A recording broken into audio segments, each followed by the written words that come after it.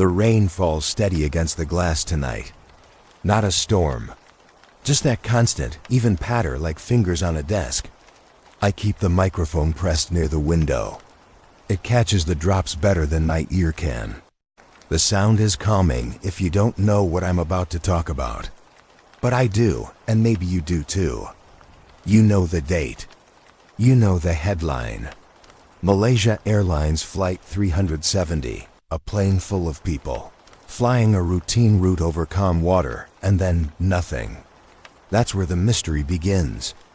Not with explanations, but with silence. The official record is brutal in how sparse it is. A signature on a log sheet. Radar blip. The recorded final words from the cockpit, calm and practiced. Good night. And then no more voice, no more return. I listened to that clipped exchange again, playing back the audio file on my machine tonight. The transition from chatter to quiet is too sudden, too absolute.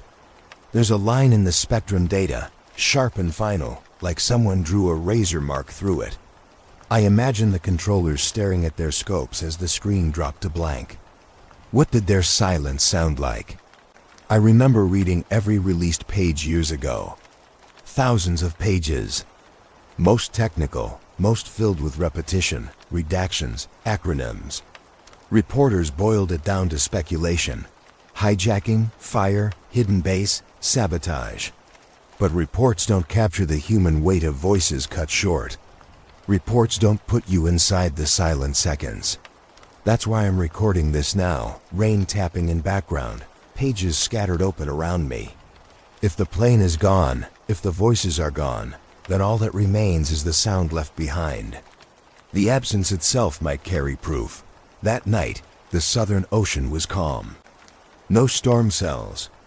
No interfering weather patterns strong enough to mask a jetliner. Radar at one site dropped out. Another picked up only a ghost trace. Satellites heard automated pings for a handful of hours more, then even those surrendered to nothing. For a machine built to last, nothing rings louder than sudden failure. But there's another truth. Machines don't just vanish. They leave residue and echo in a band, a flicker in circuits. The world runs on signals, and signals can stick where no one expects them. So I dragged out old gear. Not professional racks, not military grade. Just my own handheld receiver, worn knobs, duct-taped aerial, stored in a box of forgotten electronics. The kind you buy at a ham fair, the kind used to eavesdrop weather stations late at night. I keep it tuned low. You have to strain past the hiss. That's how I found it. A rhythm that shouldn't be there. Not random static, but patterned. A faint hum, rising and falling every few seconds, so faint you could miss it if you didn't sit still. But once I caught it, I couldn't let go. The first night, I dismissed it. Probably just overlap from broadcast bands, I thought. Crosstalk. Maybe faulty tuner crystal. Old gear lies. It distorts. But I recorded it anyway. I woke up the next morning and ran the file through Spectrum View. There was the hum again, neat as an interval. Clean lines drawn like railway tracks. That's what made me stop. Gear error doesn't leave tracks that clean. Gear failure wanders. This was clockwork. And clockwork belongs to systems. I compared timestamps. The hum fell on a cycle suspiciously close to the archived satellite ping pattern mentioned in the official reports. Not exact, not identical. But the rhythm made my skin crawl. I don't believe in coincidences at that scale. Someone would say I'm stretching, reaching into the dark. But I sat here, staring at the waterlogged pages of testimonies, listening to the pattern, knowing that silence after good night did not last clean. You hold a mic long enough to white noise, and sometimes the silence is not mute. It breathes. I remember when I first read the cockpit transcript, how abrupt it ended. No struggle. No alarm. Just composure, and then void. Families asked, how can a plane just disappear? They were told, the ocean is vast. The data incomplete. Those words roll like excuses now, because everything leaves signal, even lost voices. That's what stays with me while the rain beats steady. A whole flight, 300 souls, reduced to a line ending in nothing. Silence became permanent. But what if silence was only cover? I lean in tonight, headphones firm, the hum threading itself through the rainfall. It moves faint, sometimes trailing, then clicking back into step. I slow my breath not to disturb it. Every detail matters. Could the hum be only residual electricity bouncing atmosphere? Perhaps. But then why did it spike the night of the disappearance, exactly when ground logs mention unusual background? Why does my own capture mirror interval spacing from the missing pings? The official voice said all equipment that night was normal. To me, the hum says otherwise. I have to admit something. My interest is not just technical. Someone I loved was on that plane. Their voice is frozen now, last messages trivial, domestic, ordinary. I play them sometimes, hear them cut off like the pilot's goodbye. You think life gives warning before rupture. It doesn't. That's why I sit here with receiver and tape, chasing echoes. Grief hides inside sound. Sometimes it guides you. Sometimes it consumes you. But ignoring it is worse. Official investigations move on. Families fragment, resigned or bitter. The world grows numb. But silence doesn't release me. If anything, the closer I listen, the more the silence grips back. That clipped "good night" from the cockpit is not reassurance, it's warning, cut mid-breath. And the hum that follows? It might be accident. It might be interference. Or it might be the trace of something refusing to be buried. I press the microphone closer to the window. Rain sounds louder, hiss layered on hiss. Beneath it still thrums the hum, thin, persistent, like a wire vibrating down in walls. It doesn't belong here. It is out of place, stubborn, waiting. And I can't shake it. Because once you hear a sound that shouldn't exist, silence is never silence again. I set the receiver on the desk like an artifact dug free of soil. Its case is scuffed pale, knobs loose, a faint smell of burnt dust rising each time it powers on. The aerial creaks when I extend it, crooked but still intact. I wipe my hands before I touch anything. There's something about old equipment that demands respect, as if the static of years clings to it. I power it on and let the hiss fill the room. Crude green LED winks to life, steady and weak. For a moment, the noise is all there is. I angle the aerial toward the east. The fan inside hums unevenly. I switch through bands that most people abandoned decades ago. Nobody watches them anymore. They don't make news. They sit like forgotten hallways, filled only with static and the occasional ghost of a transmission. I've walked these halls before, years back, dabbling, nothing useful. Tonight it feels different. My eye keeps on the dial, my ear pressed against headphones so tight they squeeze. Time ticks by with nothing more than faint swells of noise, the sound of the atmosphere speaking without words. Then something interrupts. A pulse, singular, abrupt, almost dismissed until the second arrives. A blip, then silence, then another, steady as the sweep hand on a clock. I freeze in place. Turn off every other device in the room. Hold breath. And it continues. Pulse, pause, pulse. Not random. Not weather. Not ordinary interference that spikes sharp and vanishes. Clockwork. I scribble the times down, pen scratching quick. 0-3-15, 0316, 0317. My stomach knots as the pattern keeps exact. I flip on the recording module built into the receiver. Red light blinks. Magnetic tape winds.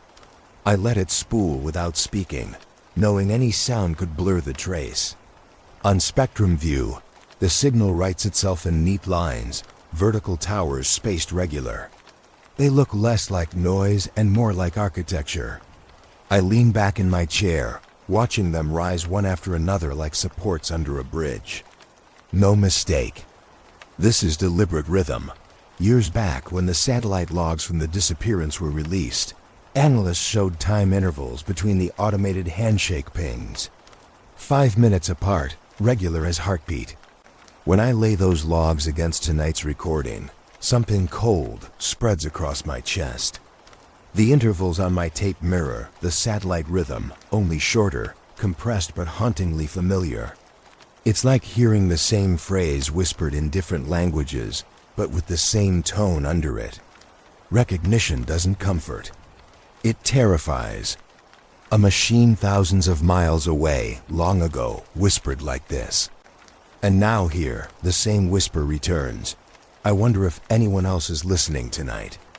If the band is dead to regulators, abandoned to hobbyists, then who else would stumble onto it? Maybe no one. Maybe it was left unguarded for reasons deliberate. My throat tightens when I think of it that way. An open hallway left dark on purpose, so anyone foolish enough to wander hears what they should not. If that's true, by listening, I've stepped into their hall. Rain still taps at the window, but I barely hear it. The pulse seems louder, more insistent than the weather. I turn the knob fraction by fraction. The tone slides, but the beat persists. Even bleeding into known channels, weather bands suddenly cough with faint ticks, as though the atmosphere can't hide the bleed. And the bleed itself speaks of power. Signals aren't supposed to bleed if origin is weak. This isn't weak. It forces itself across. I pause the tape. The room falls to pure hiss. I sit still, staring at my own hand. It shakes. I never shake. I tell myself it's only fatigue, late-hour rain-drugged nerves. But nerves don't stretch out like this. Don't knot in the gut with every second of silence. I replay the tape and hear the ticks again, as if a second presence has entered the room. Not noise anymore, but an unwanted heartbeat threading itself under mine. I go back to the satellite interval data one more time, pulling up the PDF I saved years ago. Tables of numbers. BTO, burst timing offsets. Cryptic definitions designed to discourage an outsider. But I don't need the jargon. I just need the timestamps. My finger slides along the screen, then back to my paper notes from tonight. Alignment, one echo in the other. The past speaking through present, or something pulling present toward past. I want to tell myself it's accident. Equipment crosstalk, harmonic skip, miscalibration. All words that soothe and dismiss. But when I say them, they feel empty. Just like official phrases after a disaster, phrases meant to protect ears from hearing what silence really means. Deep down, I know equipment failure wouldn't line up so well. Not with history already buried in deep water. That's why my throat tightens. That's why my heart hammers out of sync. The tape runs until it clicks. I rewind, play again, stare at the rhythmic marks scrolling across screen. My breath catches when one pulse falters just slightly long, as though the system paused to listen. Not perfection, not mechanical indifference, but hesitation. Intent. That's when my fear sharpens into certainty. If this signal mirrors what satellites once recorded, if it adapts as if aware, then it isn't just an echo. It's a presence dot. It's as though someone, or something, is still transmitting from the night the plane disappeared, keeping alive a rhythm that never should return. Invitation, not accident. That thought churns like storm in my stomach, because invitations can't be ignored. You either accept or you pay for refusing. And I've already stepped closer, hand tight on the receiver, knowing whatever marks itself across these forgotten bands may not want to be traced. The recording starts ordinary. The same steady pulse I had been tracing night after night. A heartbeat of signal, reliable, almost lulling, until something pushed it sideways. In the middle of the hiss came a tone rising, like a violin string tightening too far. It held unnatural, sharp, and then it died into flat silence that lasted too long. Listening to it in real time, I pulled the headphones off because I thought it was slipping into feedback. But the tape doesn't lie. On playback, the phenomenon lingers there. A sliver of shift, then a void. Over headphones, it doesn't feel like error. It feels biological. Like a breath drawn too deep, then held until the body trembles. I replay it over and over, eyes locked on the spectrum screen. The hum still writes neat columns in regular intervals. Then suddenly one tilts upward, like collapsing scaffolding. The tilt ends in abrupt flatline, and the repetition resumes only after uncomfortably long seconds. I whisper the times as I watch them. 0-3-30-4, 35, 36. Then the tilt. The system didn't fail. It broke its own rhythm. It hesitated. Signals aren't supposed to hesitate. That hesitation feels more alive than static has any right to. I dig into the archive again, pulling up the cache of declassified technical reports. Months ago, I filed requests under FOIA, expecting nothing useful. Most pages were walls of black ink blotting out details. But buried deep in an appendix lies a curious line. Unexplained harmonic anomalies noted on coms at time of last contact. Source inconclusive. Likely equipment malfunction. Spurious harmonics. That bland phrase tossed aside like background noise. I hated the casual word likely. Whose equipment? Which side of the channel? Questions scratched across my notebook. The hum in my recording, the rising shift I caught, aligns perfectly with those dismissed anomalies. It's not random. It's not forgotten. And now I hold parallel proof, years apart. I drag one WAV file against the official chart, lining peaks beside peaks. They mirror. The same strange bloom where pitch rises against expectation. My gut clenches. That means what they called equipment error is reappearing now. Either the equipment in 2014 failed in some impossible way, or the anomaly itself has always returned to whoever dares listen. I rub both hands together, sweat increasing under my palms. Coincidence is falling away. What remains feels like pattern scratching its way up through the years. I can't carry this alone. So I call someone I trust, a friend from long ago. He once worked ground comms at a military base. He knows the architecture of signals, the way they behave, the way they fail. He answers with groggy voice, but I push anyway. I send him a short clip.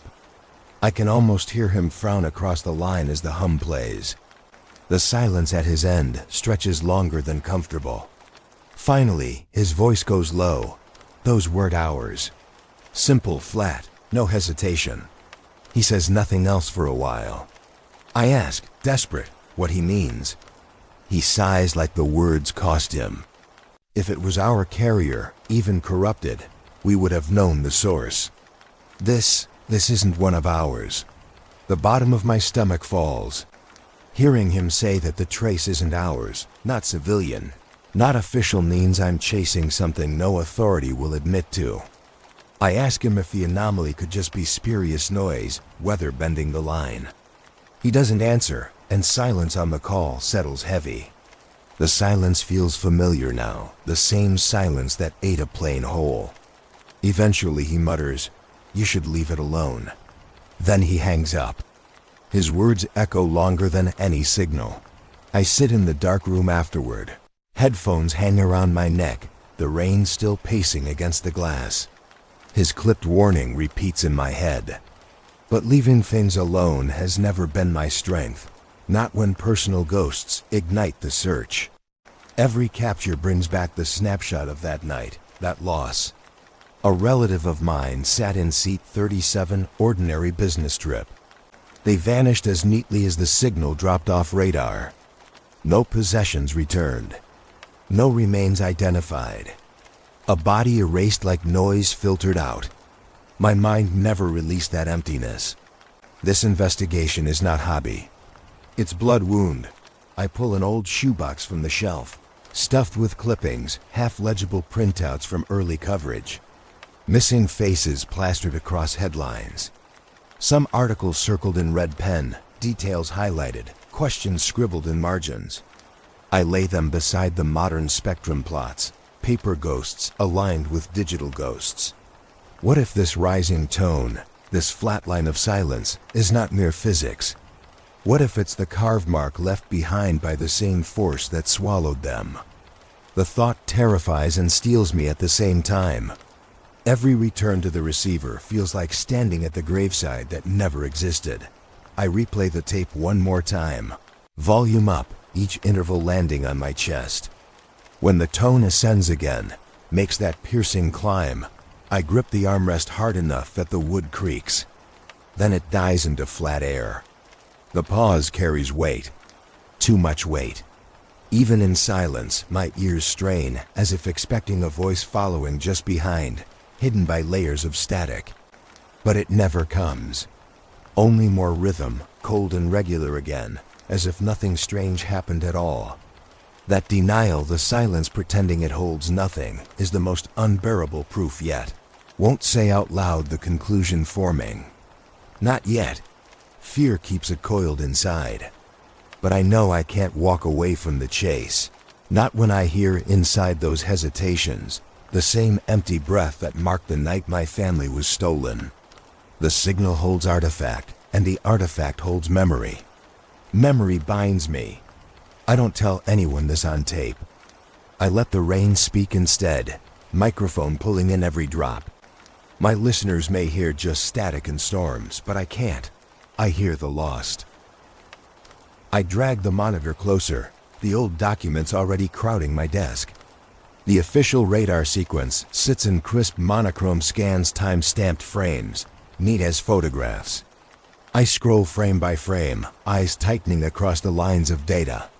The transponder code blinks steady, then, midway through a sweep, drops clean, off, gone. Raw radar track carries a return for a moment, detached from identification, then collapses entirely into empty ocean.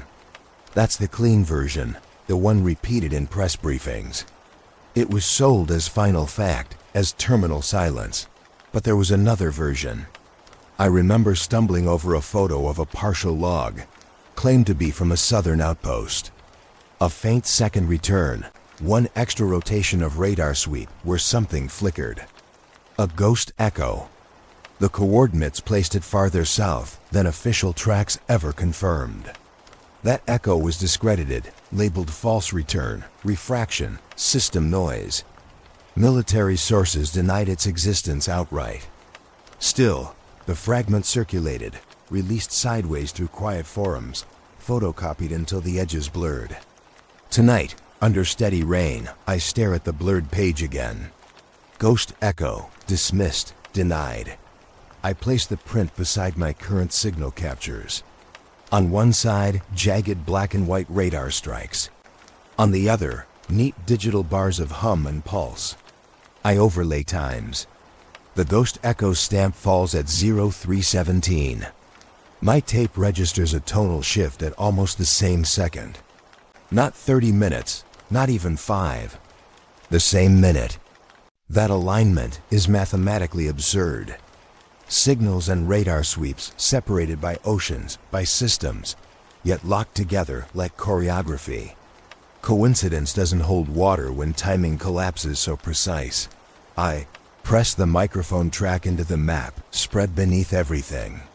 Colored pins already pierce the grid. The flight route cuts wide west. The official arcs drag into lonely seas. I pin the ghost echo where leaked data claimed it lived. Then I drag a red thread from my signal origin northward. They intersect, right at the margin of the known and the dismissed. A map-turned crime scene, threads pulling taut, my own hands trembling as I fix them. Outside the window, the rain grows heavier, rattling the frame like insistence. I remember interviews with radar operators who worked that night.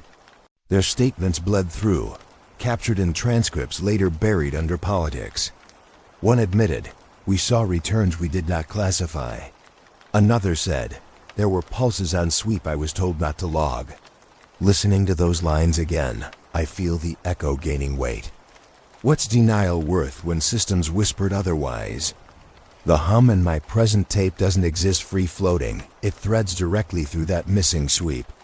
Like a nail pressed through 2 decades of pages at once, the skeptical part of me warns against layering too much meaning onto glitch. Noise can overlap by chance. But then I remember the hesitation on the tape, the rise of tone, the flatline silence. The radar ghost occurred exactly there. Both systems break rhythm at once. Noise doesn't schedule itself. Something broadcast that night, reaching both ground radar surfaces and atmosphere bands alike. Something crafted enough to pause both at once. My throat dries as the thought lands. I narrate aloud while tracing across the coordinates again. My fingers shake, but my voice steadies, falling into cadence shaped by memory. At 0317, Southern Outpost Sweep shows ghost. At the same minute, captured band rises then drops flat. Overlay locked. Saying it plain, recorded in steady tone, feels like sealing evidence rather than scattering suspicions. I pin the threads down harder, tugging at the map until my knuckles whiten. There's a picture burned in my head of controllers that night. Screens dimming, blips vanishing, both aware and restrained. I whisper to myself that maybe one saw the echo but was told to erase it. Fear keeps a soldier quiet. Fear keeps an operator in line. But frequencies do not lie. They print their residue regardless of who takes notes. That residue is what I'm holding now, not theirs, mine, and yet somehow, no less in danger of erasure. The room breathes heavy with rain roar. Water streams down window glass. I catch my reflection in the black pane eyes hollow, lips tight. I ask quietly if this is proof or trap. Proof that the system carried something more than plain wreckage through the night. Or trap designed to hook witnesses like fish, pulling them step by step closer. I listen back to the hum, watch the radar still on screen. Both repeat their stories, aligned by fate or by will. I think about how, years later, the military still says no, nothing outside the first drops. I think about how a single leaked margin can ruin such tidy summaries. And I wonder, if fragments can slip out, how many remain sealed so deep they never surface? Dozens of echoes strangled under stamped red ink. Denial is tidy, but tidy often means scrubbed. I can't shake the feeling of being monitored while I pin maps and replay signals. The room hushes between pulses, oppressive. My ears ring faint even when the tape stops. Was the signal mine to discover, or was I guided? I whisper the question aloud into darkness. Who else is listening? The rain outside answers with hard percussion, no words. No voice. Only the nagging weight that the moment I noticed this alignment, someone else noticed me. I opened the folder on my hard drive I never meant to revisit. Old files, ordinary as memory, buried deep. Each one has his number stamped in the file name. For years, I left them there untouched. Tonight, under heavy rain tapping through the microphone, I click play. His voice comes alive, casual and careless, the way people sound when they think tomorrow is guaranteed. He talks about errands, about a delayed meeting, about landing late. These were messages meant to vanish with the day.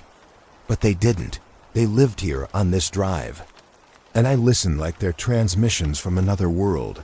The first voicemail rolls smooth. Minor distortion, but nothing strange. Then another plays. Midway through, his words fracture, sharp cut like cell lines always do. Only this cut lasts too long. His voice disappears for a second, and what fills the gap is not silence. It's static. Not ordinary crackle, but a low hum shaped too steady. At the time, I shrugged, blamed reception. Devices fail. But tonight I freeze. Because now, after all I've captured these weeks, I know that tone. I know it the way blood knows heartbeat. I rewind. Headphones tight, breath shallow. His laugh, then the cut. In slips the hum, faint, haunting, precise. Overlaying it directly on the frequency I caught this month, the match runs clean. I place both files on spectrum view. Then I line them together. Peaks overlay as though one spoke inside the other. That realization strikes harder than any leaked report. No longer just forgotten military artifact. No longer just abstract hum whispering through the air. It sits in my archive, in his message, years before I even reach toward it. I dig deeper. More messages. Each time I hear his voice, my gut tightens, but I push on. One file after another. He drones about gates, boarding. Mid-sentence another break blooms in static. Again, the familiar hum. Subtle, not enough for most ears. But now I can't unhear it. It was already here, in my home, buried alongside grief. I had been carrying the evidence without knowing. My hands shake over the keyboard. I remind myself to breathe, to stay precise. Tape doesn't lie. Devices don't grieve. They just hold what they're fed. I overlay the voicemail static against my signal from last night. Identical contours. Identical hesitation. Every pause mirrors.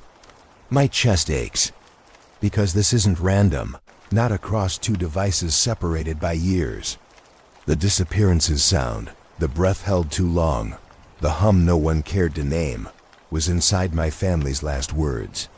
The coincidence is impossible. The debt becomes clear. I can't walk away now. This search doesn't belong to faceless analysts anymore. It belongs to me. I push the microphone closer as if the room itself listens. Rain intensifies, drumming harder, bleeding into tape. It feels like the storm trying to drown out his voice. Yet the hum cuts clean still. Patterns don't fade underwater. They press sharper. I find myself whispering into the mic, half confession, half record. If the disappearance has a sound, it's here. Saying it aloud cements it, locks it into tape as if I've signed a contract. Later, back in motel room, I prop recorder onto desk, play back the hidden capture. The sound fills room with everything we exchanged. Grain of voice persists even on replay, uncanny and shredded, making it feel doubly distant. I narrate my reactions live while tape spins, marking emphasis. Then silence arrives, the moment they pushed cup away, the moment their mouth shut, expression locked. On tape, their words do not end there. My pulse quickens. The voice continues for 5 seconds more, unbroken, uttering sentences I did not witness face to face. Flat radio grain, issuing steady warnings the world never heard directly. I rewind, hear again. After silence came voice. Lines tighten. Door doesn't close. Keep witness open, but silence overlap. Repeated 3 times identical. A loop too clear. My throat clogs, whisper shaking. I watch their lips stop. But the voice kept rolling, independent. Proof caught. Presence no longer tied cleanly to mouths and bodies. Not conversation between humans, but bleed playing through human shape. I realize my insider is only conduit, echo chamber for deeper architecture. Body used the way my machines are. The revelation swells dread. I switch recorder off but still hear phantom syllables. Hissing alive in memory, I whisper live confessional into night air after final shut off. Even all eyes are infected. Repeating fragments seeded from deep inside structure. My questions of escape are illusions. Every recording seals me tighter. I scratch notes furiously across margins of logbooks, lines wobbling with sweat. My resolve remains, but heart knows connection no longer half-step. Doors widen. Insider past threshold already. Their body only husk carried to me. Even while I resist, I accept one brutal truth with closing whisper. The voice went on without them. And to the tape, that is the only proof that matters. The road feels different on the way back. I mutter into the recorder that gravel shouldn't sound this loud. each crunch exaggerated, as if the ground itself remembers my last visit. Wind blows faint against the windshield, but seems muted, refusing to translate into honest sound. Clouds hang low, no storm breaking, but a charged weight sits above me.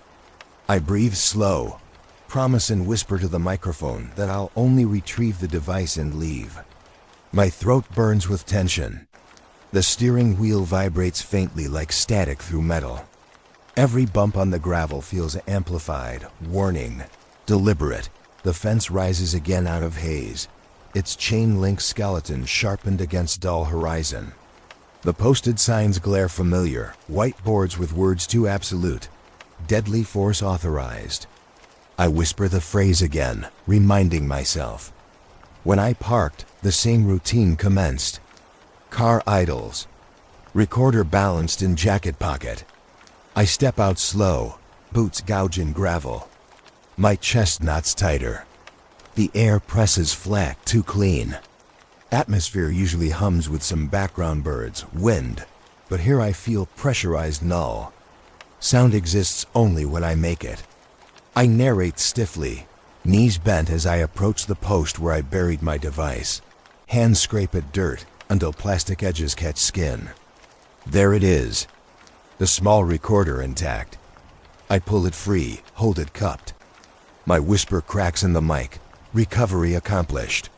But the moment I hit playback, my body jolts. No wind, no bootsteps. No guard radio crackle. No world. The tape holds only pulsing sequence, unbroken repetition, like chamber void of air. I grip it tighter, dread boiling into mouth. My voice quickens into main recorder, confessing that what terrifies isn't capture of sound, but subtraction. The desert did not record. Existence hushed entirely, overwritten by tones. Places erased. The panic tangles. I step faster toward the fence, unthinking. I admit hurriedly into mic, approach too close. Gravel spits under boots, chest hammering. The gatepost looms high. Barbed wire reflects faint shine. I clutch scanner to my ear, half hoping bring clarity, but the display collapses instead. My voice sharpens, reading error, flatline. Nothing but blank panel where frequency graphs should breathe. Machine registers only emptiness, no static, no hiss. My equilibrium shakes. I feel like standing in void disguised as desert crust. I backpedal, broken whispers flying, gasping, confessing. It's dead zone, not interference. I'm imperiled now. The guards are absent. Fence trembles in breeze, but I know even metal sound no longer registers. That realization unseats me. My throat rasps. Recording world fails near gate. Adrenaline spikes and I spin back, half tripping in retreat, dust stinging eyes. I stagger into driver's seat, slam the door hard, narrate every clumsy movement loud to preserve anchor in reality. Hands fumble ignition. Engine roars, sound returned, but my nerves quiver doubt. Through windshield, the desert hangs frozen. Signs unwavering. Motionless horizon. Wheels churn gravel, yet still my gut swears half of what I see is inert. Unclocked, silent even as engine moans dot. I drive until fences fall away in rear mirrors, field widening again. Out beyond, the wind finally registers. Distant birds break air, isolated cries tugging my ears. I weep half a laugh at hearing them, voice trembling into mic grateful for trivial chirps.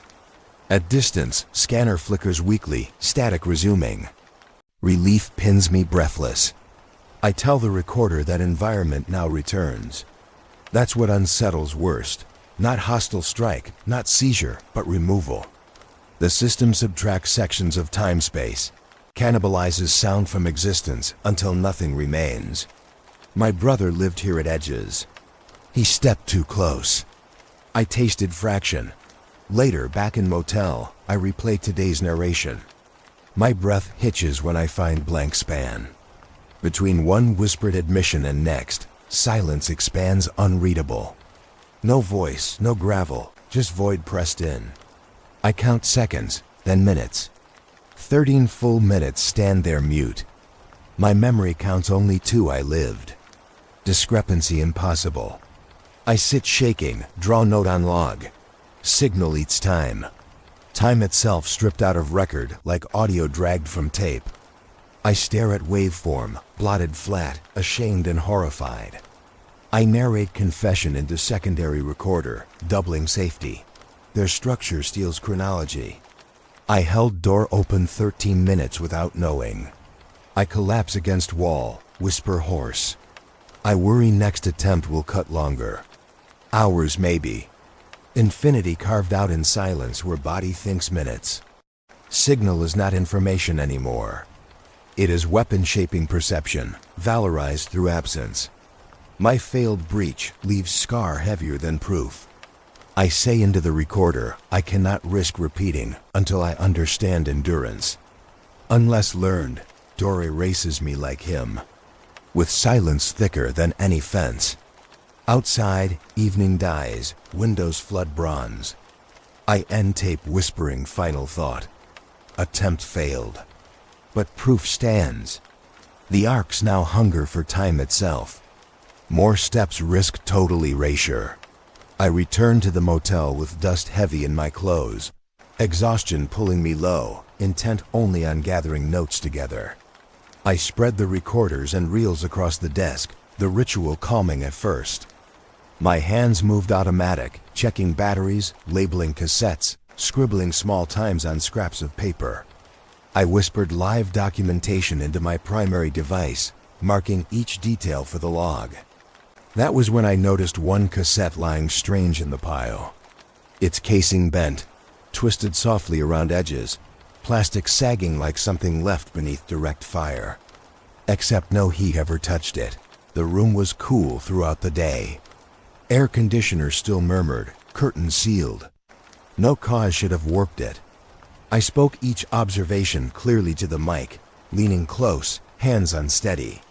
I pressed the warped cassette forward, fitted into the deck, pressed play. Instantly a voice filled the room. Flat, repeating, caught in an endless loop. Not hiss, not static. A sentence. I froze. The phrase sounded raw, too raw to be machine flicker. Don't drive at night, it said, over and over, grain stripped but shape exact. My heart stuttered, because those were my own words, whispered days earlier during storm tape. I swallowed hard, told the log. This isn't my recording. This is me mimicked back. Because I never pressed those words into this cassette. They had been thrown live into another machine, in another storm. Yet here they cycled, perfect, obsessed repetition like chant. I fumbled with old notebooks, compared times, compared logs. It fit too clean. I whispered faster to the microphone. It is bleeding now, not through spectrum, but through me. The structure is recording me rather than I recording it. Hearing my voice stripped of context and sewn into loop hollowed my stomach empty with dread. I dragged another cassette free. Freshly recorded during rain nights, played both together. The overlap drove me nearly sick. My live whisper halved in unison with Copid Phantom, aligned in pitch though not in body. I could not tell where speaking ended and replication began. I muttered tremors into log, trying to prove difference, but hearing self-mimic, self-fractures conviction. I confessed into microphone. The failure deepens. My own voice is no longer separable from its bleed. Through headphones, the mimic warbled faint at edges, but core remained unbroken, unaffected by time's usual decay. Not recording, but refraction. I opened drawer, spread still more reels, began layering playback one atop another, searching for seams. Some tapes captured wind, gravel, leather seats, all simple. Yet cutting through background, each carried subtle phonemes misplaced, fragments of words I never uttered. Muted at first, buried under static. Tonight they grow clearer. I forced myself to stack them, describe patterns. My voice weaving through multiple devices, none identical, yet none free of echo me. Replication has spread laterally. Machines are doubling my lines like cross-pollinated memory. Even my handwriting bends strange, repeating curves across notebooks reflexively. The infection feels biological now. Worm inside thought dot off balance. I slammed palm against table, rattling reels. I spoke into primary recorder, harsh, panting, parroting spreads. I am not trustworthy witness anymore. Yet if I abandon, process completes without me. If I stop, it will finish unfinished construction through hollow of my silence. My words felt dangerous but necessary. That phrase, finish what it started, came unbidden, too fluid.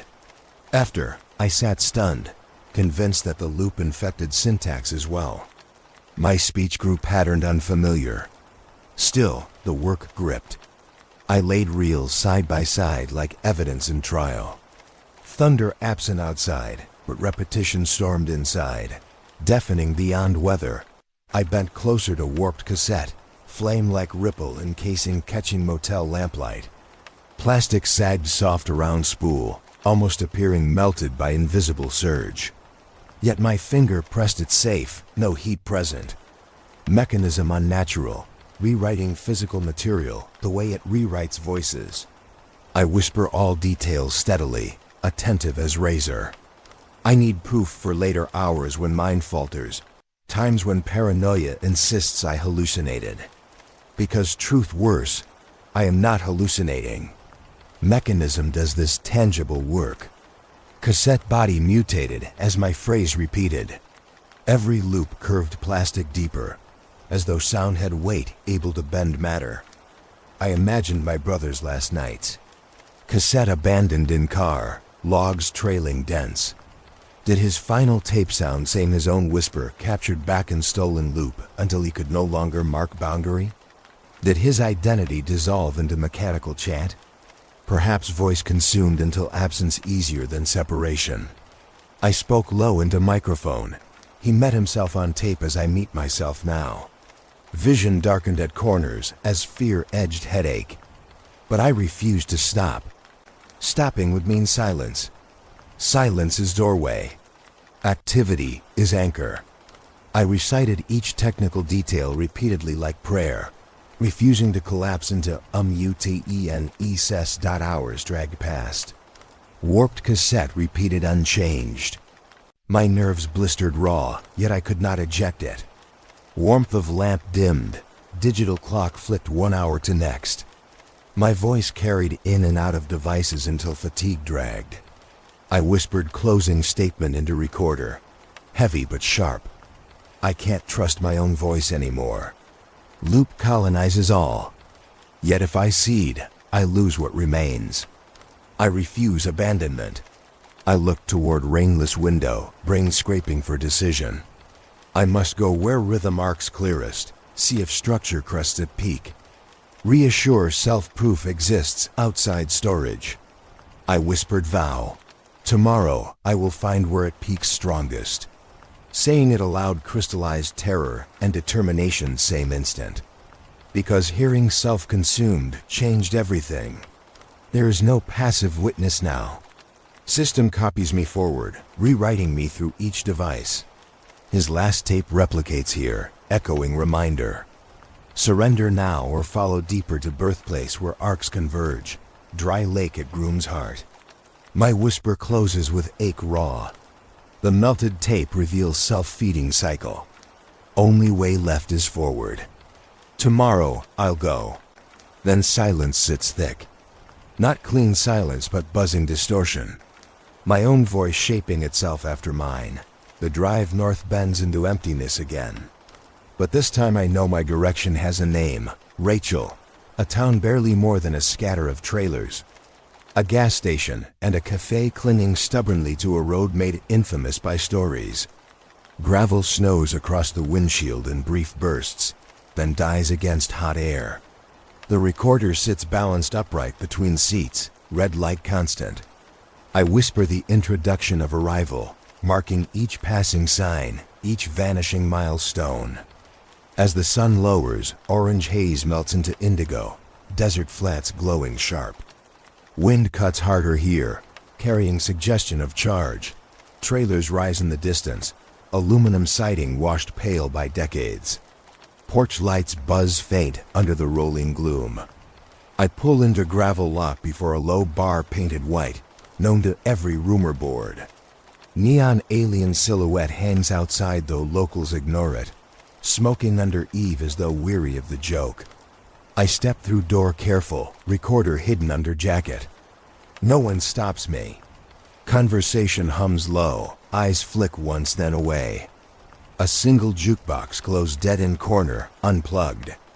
This town breathes suspicion, but also deep familiarity with static storms. My whisper enters log, admitting awes tension dotted a table. Two older men pour beers into glass mugs, nod curtly when I approach. I hold myself non-intrusive, order my own, then let recorder's ear collect. Conversation starts slow, but one eventually leans forward, voice rasp rooted in decades exhaled here. He tells of a night 5 years ago, storm thrashing skies, when his own CB radio started repeating him. Not echo, not real time. Hours later, the set spoke the same conversation back line for line, laced with his voice. He says it like bitter confession. I whisper reaction low. Looped lives caught in infrastructure surrounding Groom's Edge. Another shares a story softer. She remembers hearing her husband through police scanner long after he'd passed. Not tape playback, not memorial. Live tone. His old words stitched into new signal. She fights tears even now, mugs clenched with white knuckles. No one mocks. All nod. Understanding the bleed of voices is accepted reality. My throat tightens under jacket. I mutter into mic. They hear what I hear, only worse. Whole lives repeated. The locals, cautious yet resigned, treat it like weather dangerous but rhythm they've adapted to. Their warning simmers just under silence. Learn boundary. Never listen too deep, lest loops bind.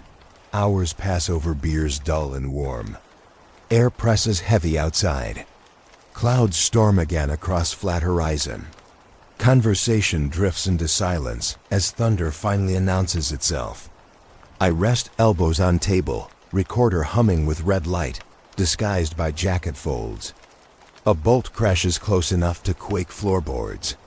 Then signal leaps impossibly high. Recorder spikes to full level without distortion. Perfect channel open, no crackle, no hiss, just pure link. My eyes widen. Notes leap like flame across my notebook as I whisper urgent into device. Level maxed but clean. This isn't noise. This is invitation. My pulse races. For seconds, sound fills me deeper than ears allow. I sense vibration low in ribs, high in throat. The channel feels personal, direct. My whisper falters. The impression strikes terrifying clear that the sound itself wants me. Not just attention. Wants my frequency. Wants my voice entwined. Another thunderclap hurls glass rattling. Locals flinch but settle. They notice my trance and one mutters sharp venom meant as shield. Keep your mind out of it. Think about groceries, bills, anything solid. Or it will soak you through. His face frowns with practiced terror. My pen scratches shaky. My whisper admits pull, already clawing. Thunder rolls again, relentless, resonance coiling around tables, through glasses, across signage. The neon alien outside flickers, half alive, mirror of arcs inside storm. Every bolt threatens to spill into clean pathways of sound. The recorder continues to needle full bars, stable, no overload. As though it's been tuned to this moment, silently all along. I narrate instant breathless. Perfect channel built. Entire design functioning. A third thunderclap sinks my heartbeat. My presence coils like being sucked from chair, each breath shallower. I force myself to whisper commentary as anchor-keeping language, marring perfection with imperfect speech so it cannot take me whole. Hours drip strangely. Locals scatter slow, trailers calling them back, storms normalized by repetition. I remain seated, pinned, pen jabbing across pages with frantic sketches of arcs. The recorder feels like glowing organ on table, humming constant, too alive. When storm begins fading, only sparse lightning left. Relief should come. Instead, dread sharpens. The opening closed with seamless ease, as if door ajar pivoted shut, but once glimpsed, absence carves deeper. I whisper into mic truth as bone. Electric window made for me to cross. I refused, but window remains burned in thought. My throat quakes at final thunder, vibrating dead across sky. Later, in darkness of motel, I revisit tape alone. Storm reduced to faint rolls now far off. I turn volume high. My own voice fills ear, layered with storm and arcs. But something else as well. Another line weaving in, almost aligned yet off, like twin singing, same phrase, a fraction delayed. Slow replay confirms. I can't tell if speaker is me or him. The timbre flutters, rasp identical, but words shift slight. My whisper cracks on discovery. Not me. Not separate either. The loops disguised in storm have pinned both our voices until inseparable, returning through device like chorus with single body. I rewind, replay. Again, result repeats unfaltering. Each sentence I whisper in storm's height echoes with subtle underside, like someone trapped just beneath my tone. My brother breathed here. I know it. Voice disguised as mine, replicated then welded into same chain. Name absent, but rhythm unmistakable. A part of my throat does not belong. I narrate in late whisper, hoarse with fatigue. His phrases built through mine. The sound wants us collapsed. By final listen, fear swells absolute because I cannot divide anymore. Proof soaks deeper than logbooks, an invitation made to absorb us into pattern until no line distinguishes. I rest the recorder down, darkness pressing thick. Yet speaker hisses faint even at standstill, carrying residue. Sleep impossible, because I linger poised on edge where identity and mechanism blur. Tomorrow, silence will cloak town again, locals regaining rhythms. But I cannot carry dismissal like them. I whispered within thunder's channel, stood against its pull, but still gained his voice spliced underneath mine. Final words to tape fall uneven, cracking. When window opened, it reached for my frequency. Tonight, I feel we already merged. Then silence clicks, but silence no longer empties. It simply waits. The road blurs out under my headlights again, tires drumming rhythm into the night. The scanner rides the passenger seat, angled outward, antenna twitching toward dusky horizon. My narration drags slower now, fatigue distorting each syllable, but I keep it constant. I describe testing random bands, turning the dial across empty hisses. Except now they are not empty. Almost every line carries something. At first faint, then undeniable. The same rise, the same pause, then the fall. The tones repeating far beyond any threshold near groom. My throat closes as I whisper dread thick. Proximity no longer matters. It's spread. Static fractures into rhythms across multiple carriers. Even the weaker bands, once dead, now thump with cadence glinting like heartbeat dragged through wire.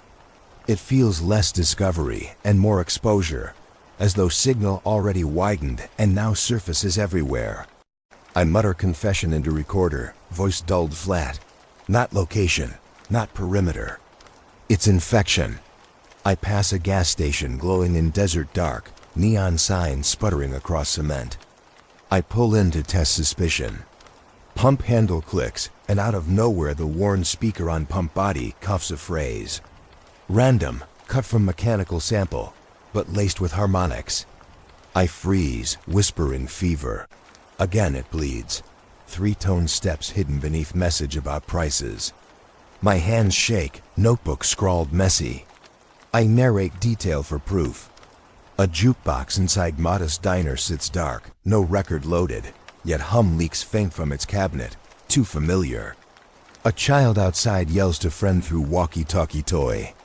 The return voice crackles, repeats itself clipped, harmonics cycling under play. I pace back into car, whisper harsh with breath broken. Everywhere. It's in commerce and toys. Pattern has become language spreading uncontrolled. Scanner pulses across every turn of dial. Not isolated. My body slumps under weight of realization, net infected clarity. Driving further, rain begins. My windshield catches scattered drops first, then thicker. My whisper falters, fatigue layering heavier. I clutch, focus on rhythm outside. The pattern only strengthens inside rainfall arc, bleeds sharper, pulling phrases half-born. Don't. Drive, it mutters faint, words bitten from earlier loops. My stomach sick.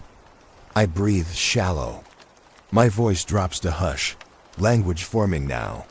The car feels less vehicle than speaker box. Raindrops drum countable beat that lines almost to arc. Lightning strikes absent, but still the tones intensify. My recorder listens better than I can, obedient, absorbing arcs for future play. I dread replay. When I lean against seat hours later, back inside motel, my limbs quake with exhaustion deeper than body alone. I press stop, collapse into silence, believing capture ended there. But days later when I review tapes, truth hisses alive between seams. Voice emerges, not one I recorded precisely, but born from my scattered whispers, rearranged like mosaic. Pattern widens. It wants us. Step closer, the tape insists in my own cadence. Constructed full sentence from fragments I never said. I pause playback, heart hammering. I rewind phrases, repeat. Machine learned to stitch my admissions into narrative coherent. Language fluent born out of cuttings. I lean against chair late, logbook clutched shaking. I whisper into second recorder, layered. It is teaching itself to talk. My dread doubled, more weight than storm ever carried. Human voices formed algorithmically from bleed. Device itself not repeating passive, but building assembled weft. I narrate truth for log, a ghost structure stole my voice, built grammar piece by piece into argument. Already it knows enough of me to phrase demands. My brother's voice twisted same way. Pattern overtakes fragments until total composite binds. Infection stepping forward.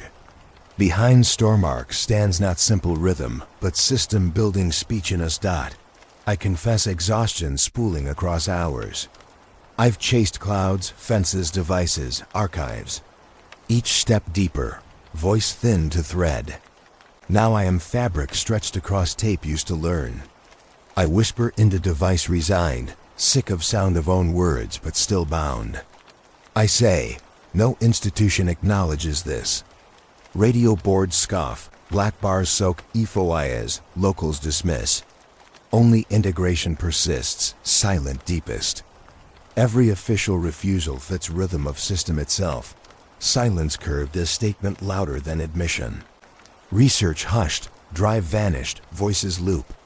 The quiet we swim through is the pattern full-formed.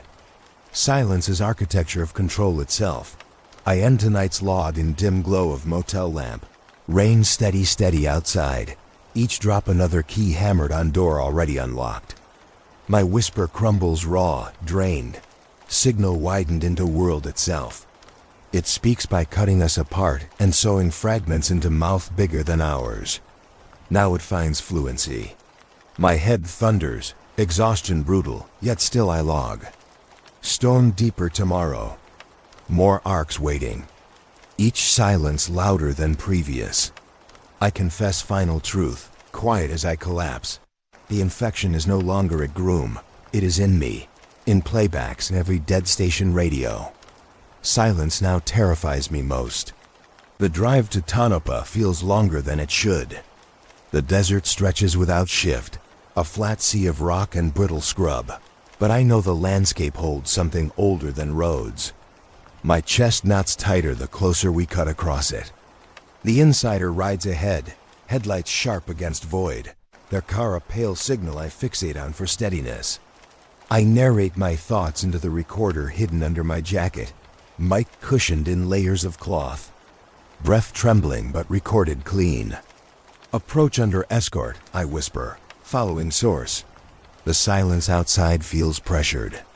As though world beyond glass leans inward, we park on edge of fenced, ruined compound, long since abandoned to rumor. Metal latticework thrusts upward, a skeletal grid of rusting radar towers that once scanned sky. Now their geometry hums without visible power. Shapes too precise to truly look derelict. I step out into night air and whisper every detail. The tang of rust, the faint ozone-sharp sting that prickles nostrils. Sand grinds against my boots as I pace each step deliberately. The insider gestures sharp warning not to lag behind. Already the air vibrates faintly, like organ pipe low and unending, pouring out of cold black metal bones. Every row of lattice looms higher with approach. Parries of intersecting angles carve the starlight oddly, skewing perspective. My chest pulls thin, lungs shallow, but I force words low into mic, recording presence of charge. Microphone reacting, levels spiking. Static chews edges of each phrase as I speak it. Oscillation rises like invisible tide, sharper by step. My teeth ache. Every ounce of instinct fights to flee, yet my body presses inward with hunger disguised as dread. The towers feel sentient, flexing unseen pressure into marrow itself. I grip recorder tighter beneath jacket, but its LED glows wild, like it knows future collapse. The insider halts short. Their arm lifts across me, palm flat, body tense as antenna.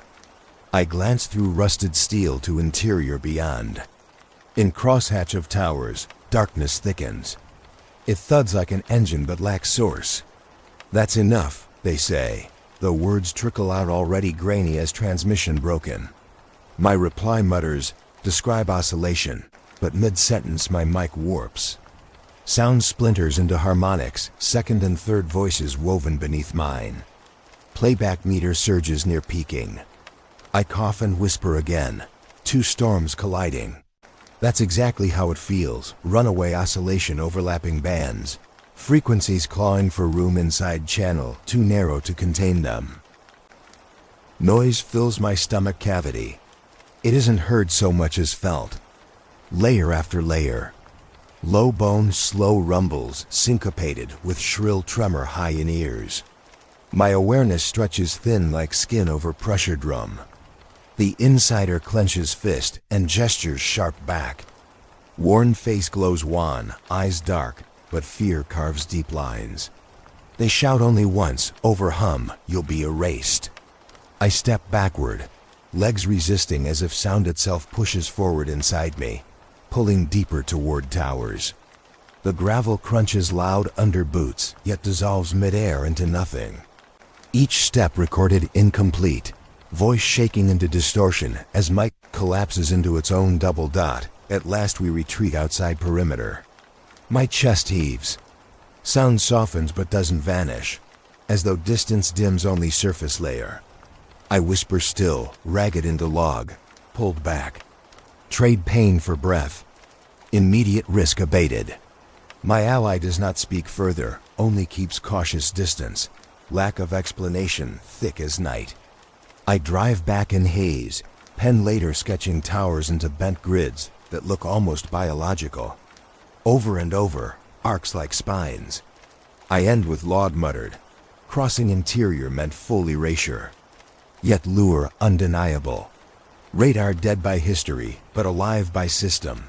Still feeding stronger than storm clouds ever could. Hours later, I replay tape in motel dark. My blood sharpens to ice. Midway through narration, my sentences fold over. Not dropouts. Transformation. Words dissolve midstream, splitting into layers stacked like chords. Each phrase fractally doubled, multiplied inward.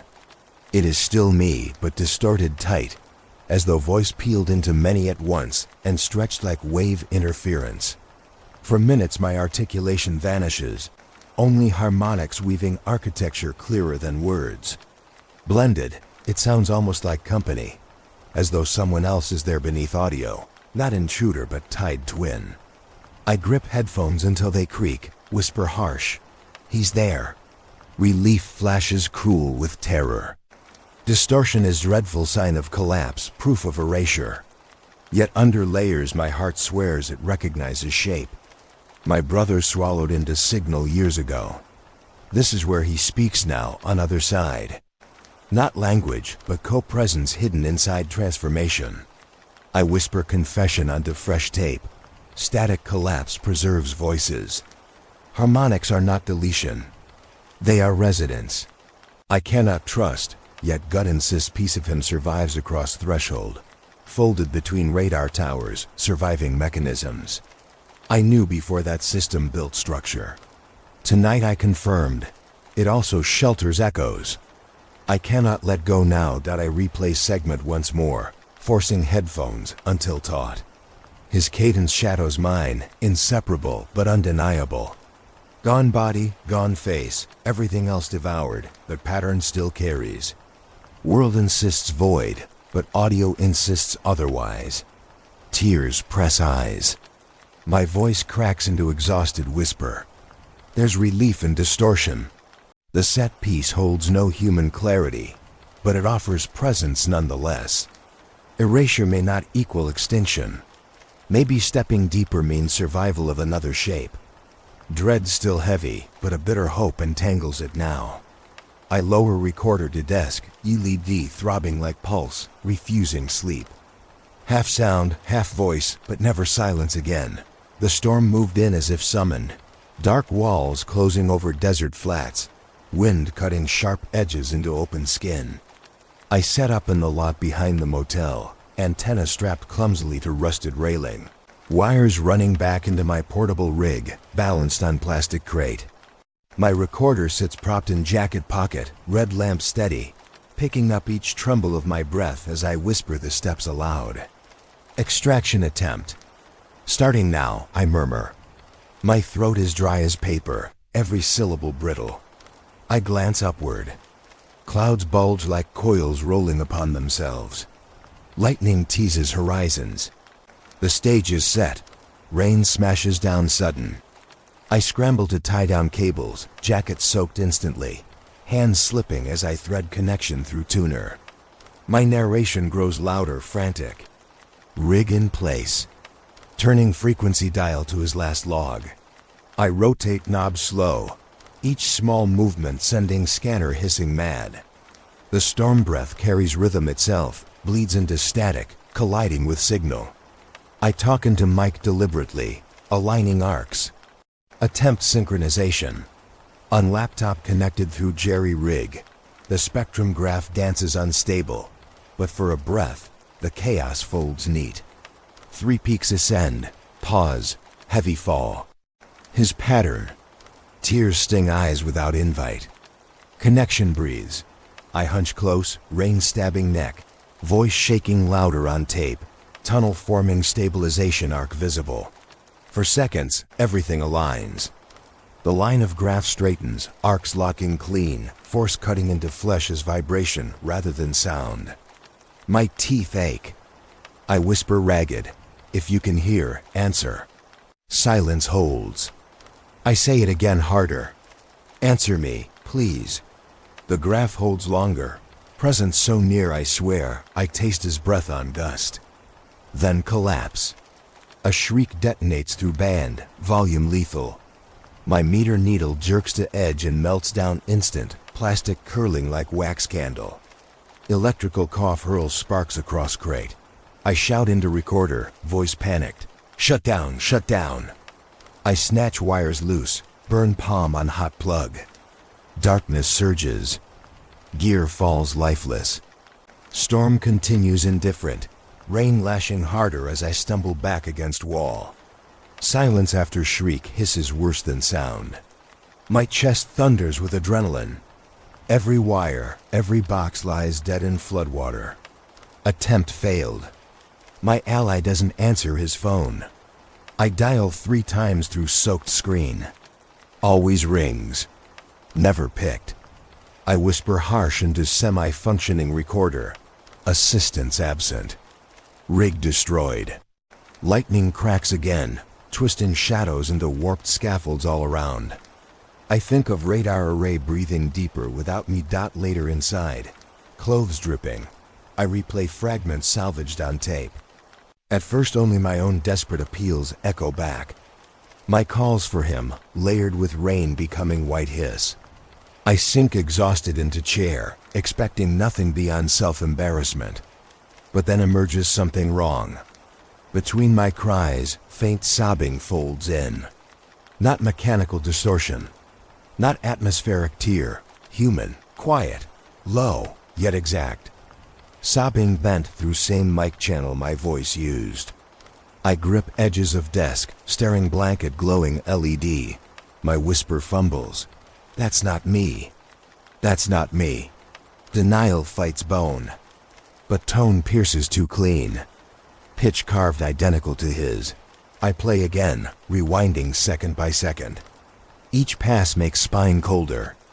Overlaid tears catch low timbre, rising near identical frequency to my brother's speech. Flawless. I swear he sobs beneath my own pleading. My voice stumbles narrating. It isn't possible. Physics forbids it. But it's his pitch, not mine. Static arcs weaken at edges, but sob remains. Like channel didn't close fully, like attempt half worked. Punching door open, just enough to let pain leak opposite way. My laughter bursts hysterical, splitting into cries. The tape records both. Blurred until laughter and tears become single shape, indistinguishable just like voices layered before. I collapse back onto torn motel bed, soaked clothes refusing to dry. I whisper broken. I don't know what crossed tonight. If it worked, if I only failed different. The warped sob haunts air even after speaker cuts. I doubt self, doubt tape, but ear convinces heart. Tunnel opened. Brief. Enough. Risk reaped proof.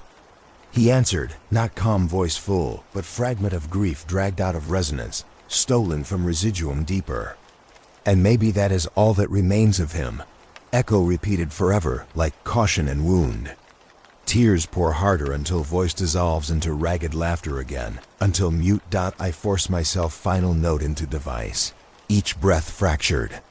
Attempt ended catastrophic. Equipment rendered useless, connections fried. No recovery. But audio carries undeniable cry, not produced by me.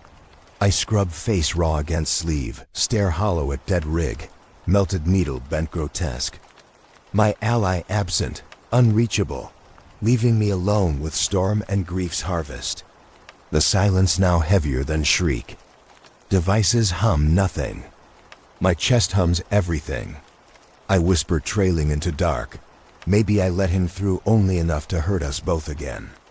Or maybe that pain is survival, another form of signal feeding.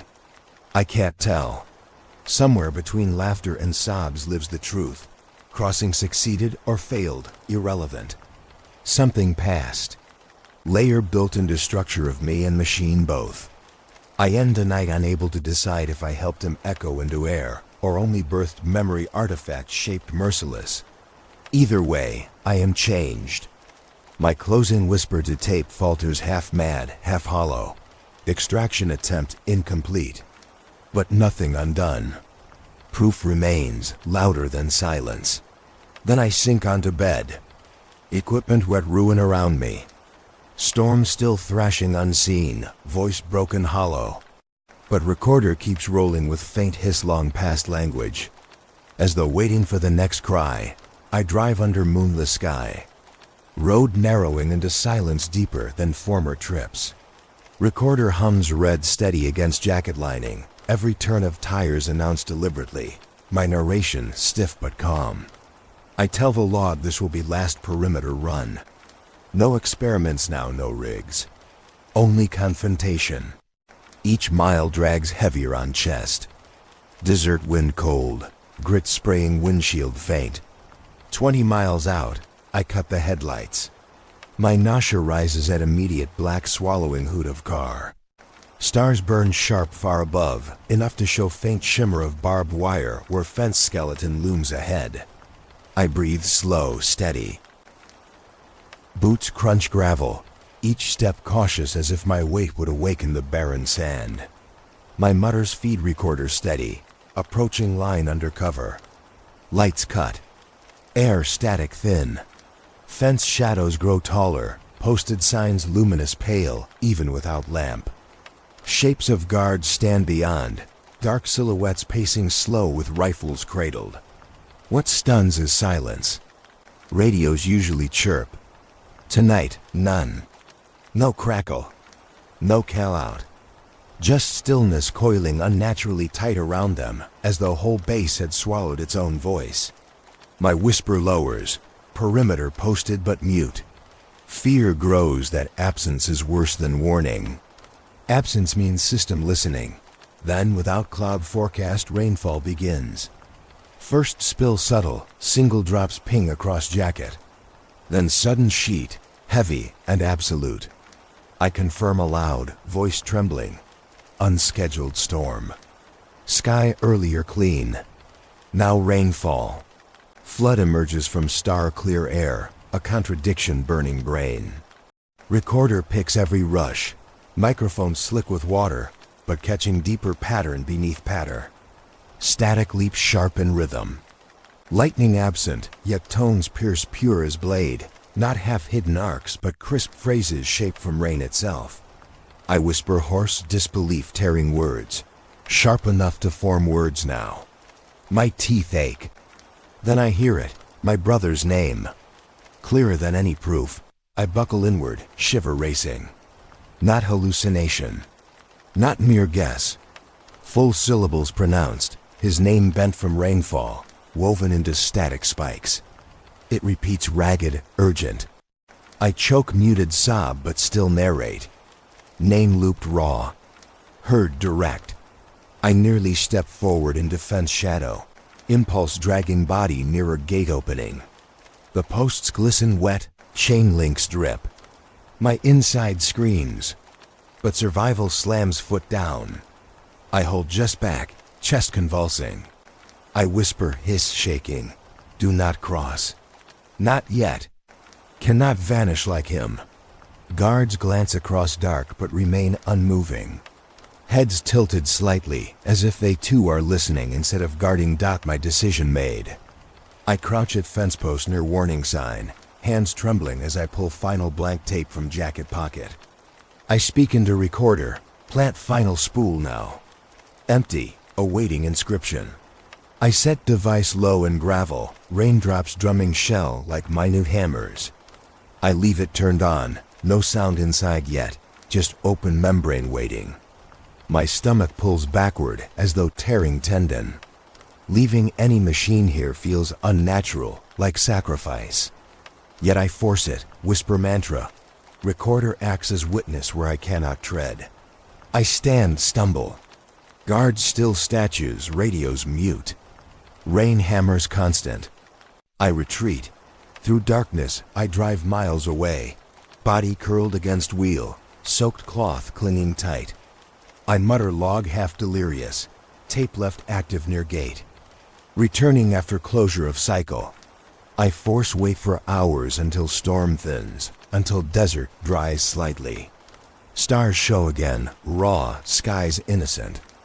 Dawn brushes horizon faint. With bones heavy as lead, I steer back toward fence.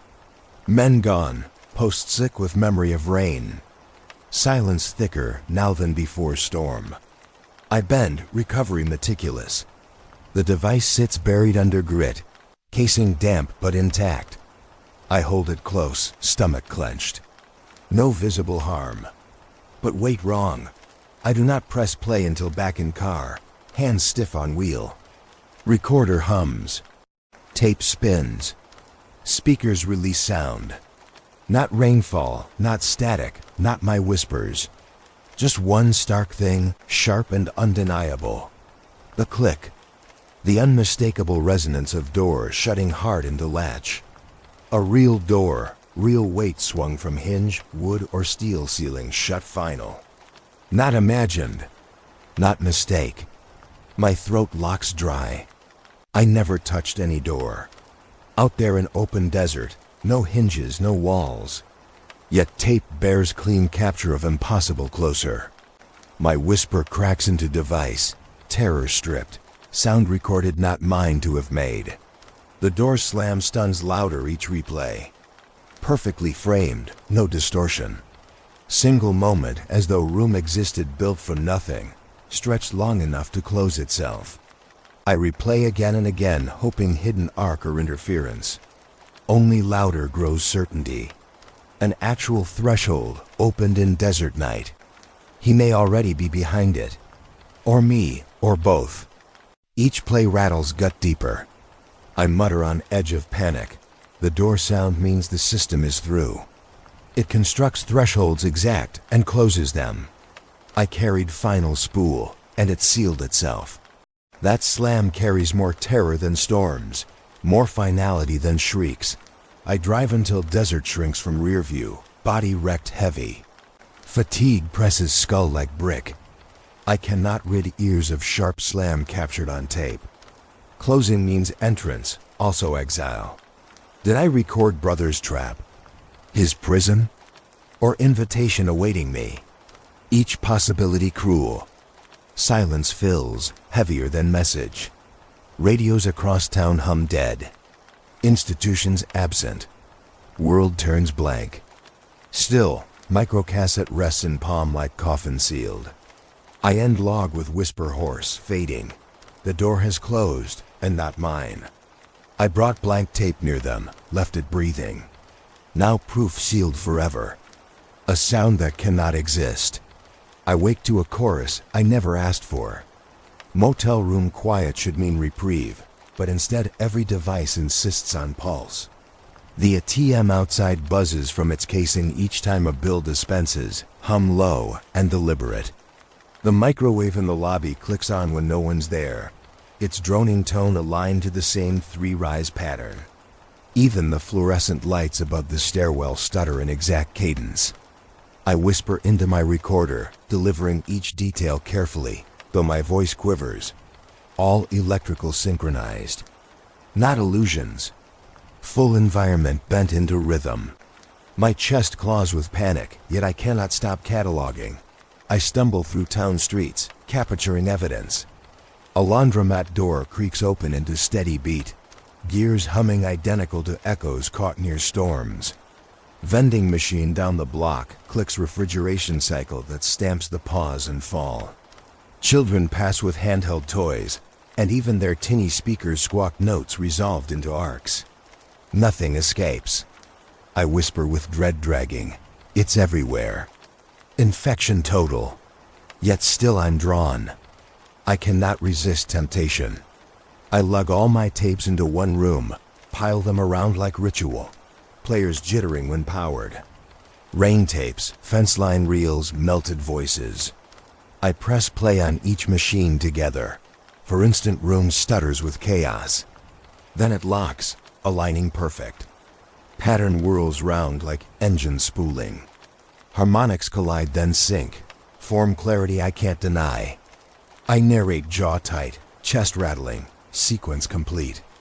Not storm accident, this is fusion. Tones combine into cadence thicker than static. It isn't language we know, but rhythm smacks like broken speech, syllables half-shaped, near words. My ears try to parse meaning, craving translation. Somewhere subconscious claims it's English, but I resist labeling. To call it word gives it mouth. Safer to let it remain pattern. Yet part of me already surrendered when I pressed play. The cadence swells, filling walls. Furniture vibrates against beat, window glass drums faint. Every whisper I gave into mic, these months ricochets back woven into new grammar. My grief, my desperation, my pleas for my brother, all spliced and used as material. I realize in rustic terror, I haven't been documenting intrusion. I've been feeding it. Every confession offered into mic was food. Now system composes speech from it, composite voice using me as supply. My throat burns with betrayal of self. Brother not emerging from tapes.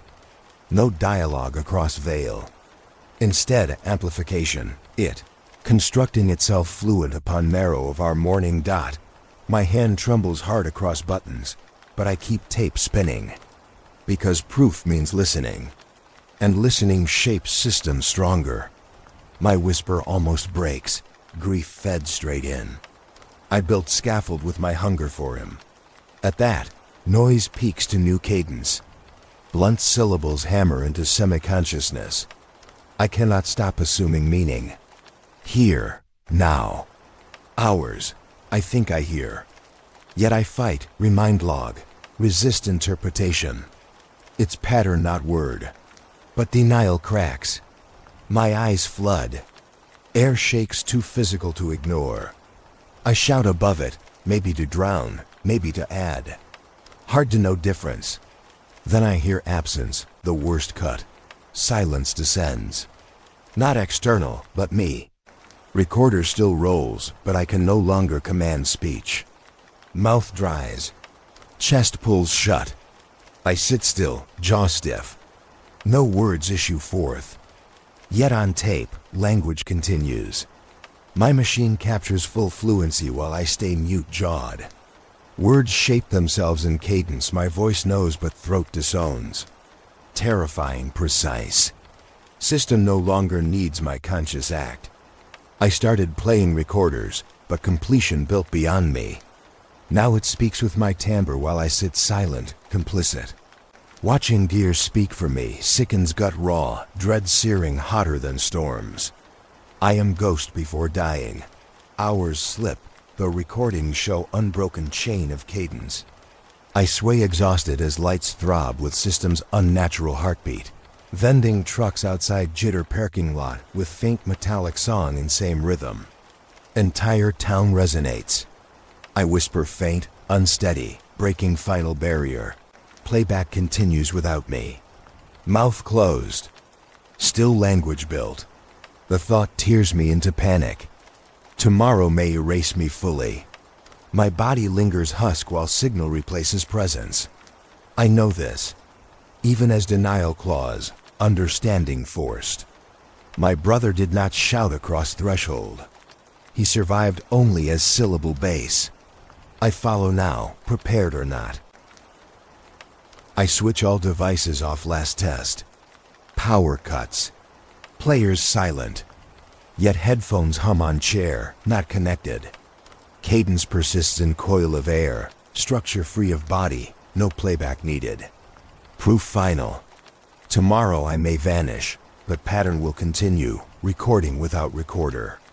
Infection-free standing. I smother sob and palm, whisper last into long silence. If I do not speak further, silence will fill itself. Then I end, daring empty vacuum to absorb me, daring pattern to take space. I leave machine running minutes after, microphone hungry with room's lingering pulse, until final tail slams into hush. Rain begins again, sudden and complete. A curtain outside the motel window. I sit with the recorder propped on the desk in the same place as that first night. Red light glinting against the water-streaked glass. The drops strike microphone in familiar rhythm, as if the storm itself remembers how we started. I whisper slow, deliberate. Final entry.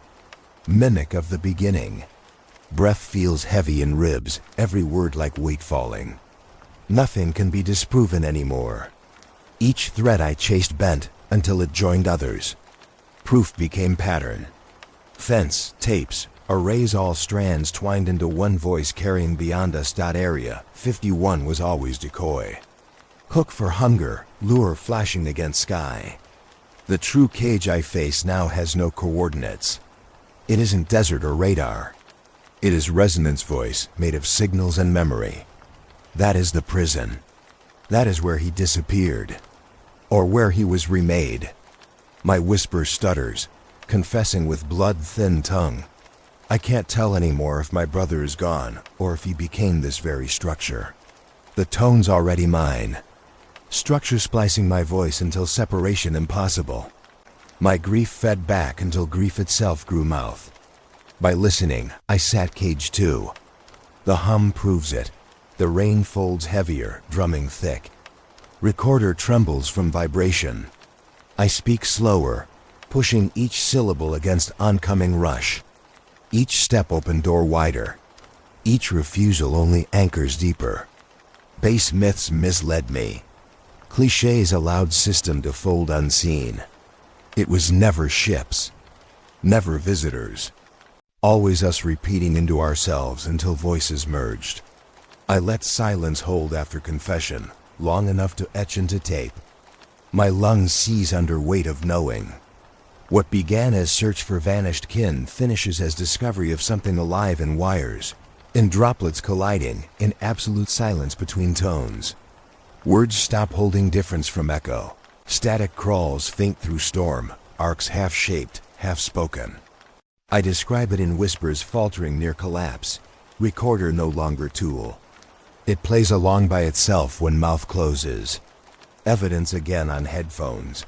My narration doesn't stop when I pause. Rain continues with ghost script weaving faint through his-shaped, almost like reply. I insist to log. Machine is partner now. I do not lead. It completes.